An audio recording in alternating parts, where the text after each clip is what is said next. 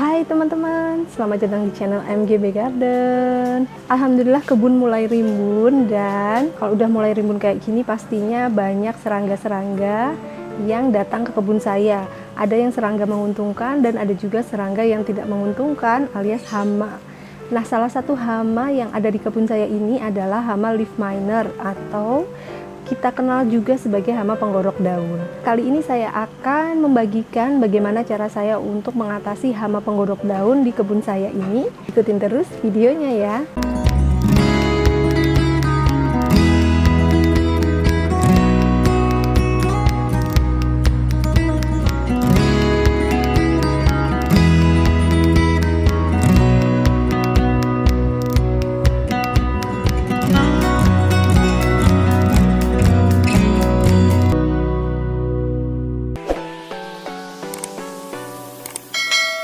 Nah teman-teman, hama penggorok daun atau leaf miner adalah hama yang menyebabkan daun jadi seperti ini.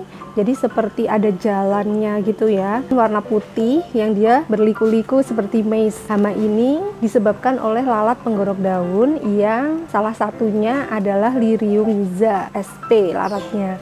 Dia warnanya adalah kuning hitam seperti ini, seperti tawon ya teman-teman. Kemudian sayapnya itu transparan dan berkilau-kilau gitu. Tapi sebenarnya bukan hanya lalat penggorok daun ya teman-teman, ada berbagai macam serangga yang melakukan penggorokan daun seperti ini. Tapi yang paling umum memang lalat penggorok daun. Nah, lalat betina itu ketika mau bertelur, dia menginjeksi telurnya di jaringan mesofil daun. Kemudian 2-4 hari kemudian dia akan menetas dan menjadi larva. Nah, larva lalat inilah yang memakan jaringan daun yang menyebabkan daunnya berulir-ulir seperti ini, teman-teman. Lalat ini inangnya itu ada banyak banget, teman-teman. Ada tanaman bawang-bawangan, ada tanaman sayuran seperti sawi, juga ada tanaman-tanaman seperti bunga krisan, bunga matahari, bunga marigold, juga timun, kentang, dan berbagai macam tanaman lainnya. Banyak banget tanaman yang menjadi inang dari lalat Lirionza ini. Kalau di kebun saya itu ada ini, ciplukan aja kena, terus bunga matahari kena, bunga marigold kena, bunga calendula ini juga kena, tanaman mint itu juga tidak luput dari serangannya. Banyak banget lah pokoknya teman-teman. Termasuk tanaman-tanaman gulma itu juga menjadi inang dari lalat ini. Kerusakan yang diakibatkan oleh lalat penggorok daun ini tidak main-main teman-teman. Bisa menyebabkan tanaman menjadi rusak. Jika serangannya parah itu bisa menyebabkan tanaman jadi kering dan juga akhirnya mati. Ada beberapa cara yang bisa kita lakukan untuk mengatasi lalat penggorok daun ini. Nah, ini cara yang saya share ini adalah yang bisa kita lakukan untuk kebun rumahan ya teman-teman. Langsung aja ya, yang pertama adalah saya menggunakan perangkap kuning. Nah, ini dia perangkap kuning ya teman-teman. Kalau kita lihat di sini udah banyak alat penggorok daun yang terperangkap di sini. Yuk langsung aja kita ikuti cara membuat perangkap kuning seperti ini. Ini dia videonya. Bahan yang kita persiapkan adalah botol bekas, cat, dan juga lem ya teman-teman. Pertama kita aduk dulu catnya. Kemudian langsung kita sapukan ke permukaan botol bekas. Nah teman-teman nggak harus memakai botol bekas ya, bisa pakai apapun.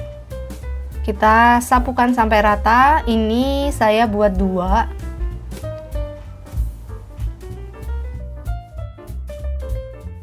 Dan kita tunggu sampai kering. Ketika udah kering seperti ini, langsung aja kita beri lemnya. Ini saya memakai lem tikus sebenarnya teman-teman. Nah, memang ini super lengket. Jadi saya memilih lem ini, kebetulan juga lagi ada di rumah. Kita puter-puter aja begini karena ini tuh susah putusnya ya. Jadi karena dia lengket, jadi dia sambung menyambung. Lalu kita taruh di tempat yang biasa ada lalatnya ya. Di sekitar tanaman seperti ini. Ini saya taruh di kursi, juga di sekitar tanaman. Nah ini dia teman-teman, lalat penggorok daunnya udah mulai terperangkap. Nah teman-teman, kalau tadi saya menggunakan lem tikus ya untuk bahan perekatnya, Nah, teman-teman nggak harus menggunakan lem tikus, bisa menggunakan bahan perekat lain seperti minyak goreng kayak gitu ya teman-teman.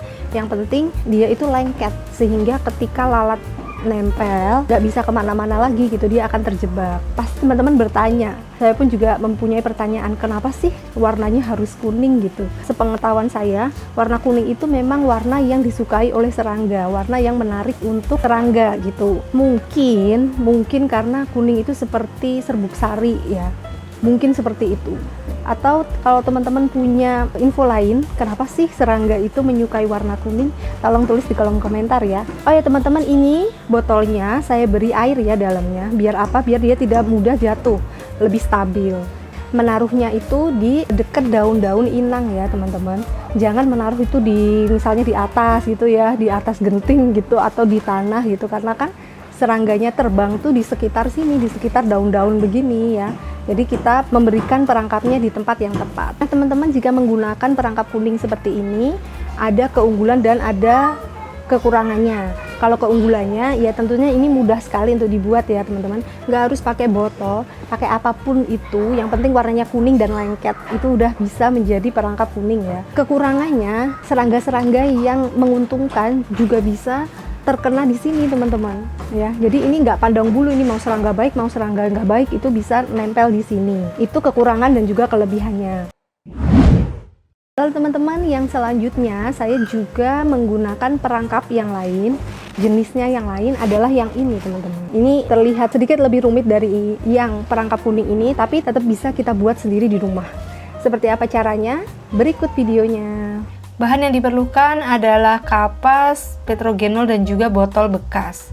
Langsung aja kita lubangi tutup botol dan juga bagian samping botol. Ini adalah lubang tempat lalatnya masuk ya teman-teman.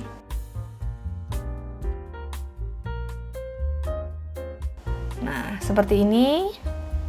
Kemudian kita buka tutupnya. Kita pasang kawat. Ini saya memakai kawat gantungan pot ya teman-teman.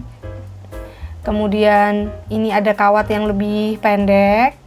Ini sebagai penahan agar tidak jatuh ya botolnya. Nah, nanti akan seperti ini. Kemudian di ujung kawat ini saya kaitkan kapas ya. Seperti ini agar kapasnya tidak jatuh. Nah ini lihat teman-teman, petrogenolnya udah mulai didatangi oleh lalat penggorok daun. Tuh banyak ya. Nah lalu kita buka petrogenolnya dan kita akan menetesi kapas dengan petrogenol ini, beberapa tetes aja, nggak usah banyak-banyak. Nah, masukkan ke dalam botol, jangan sampai tercelup ya, dan usahakan tepat di tengah. Oke, sudah selesai, siap digunakan. Nah, aplikasinya sama teman-teman, kita gantung aja di tempat-tempat yang dekat dengan tanaman inangnya, sehingga lalat-lalat itu bisa tertarik dan masuk ke dalam perangkap ini. Nah ini dia teman-teman, setelah digantung tidak menunggu lama, sudah mulai berdatangan lalat penggorok daunnya. Itu dia.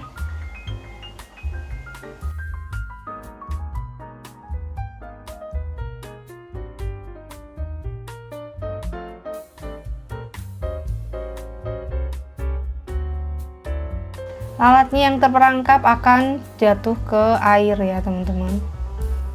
Nah teman-teman, itu tadi caranya membuat perangkap lalat penggorok daun ini dengan menggunakan petrogenol ya.